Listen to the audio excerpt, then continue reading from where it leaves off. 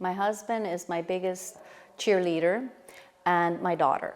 My daughter has always, my daughter is 24, but I remember her as a teenager, whenever I got invited, say, I don't know, abroad to go to a festival or to read at a university, and I'd come to the dinner table and say, well, in June there's this conference, and if nobody needs me here, like if there's nothing happening, no graduation, I'd like to go to this thing for 4 days. And she would, Mom, just go. You don't have to ask us. But, as a mother, as a wife, as a daughter, I want to make sure there's nothing major happening.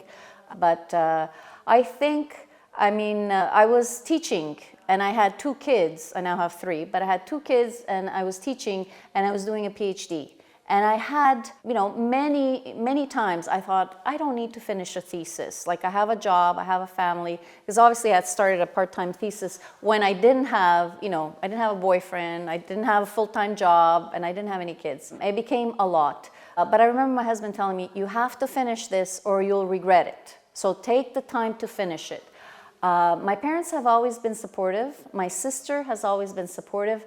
They have been supportive of anything that I do, but not necessarily supportive, my parents, I'm speaking about my parents now, of, say, the writer's hat. If I say I want to go, to Vienna to a conference, they'll be supportive. They'll be there when the kids were younger to take care of them.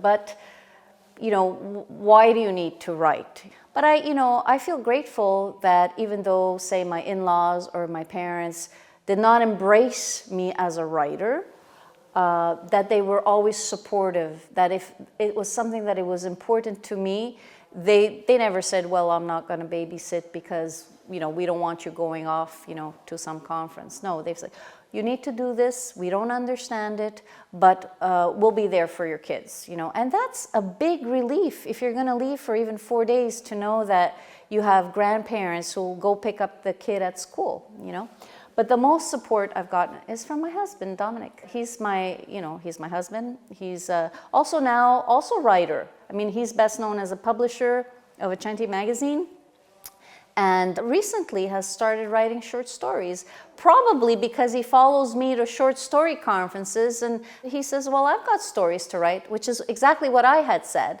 I said, well, why don't you write them?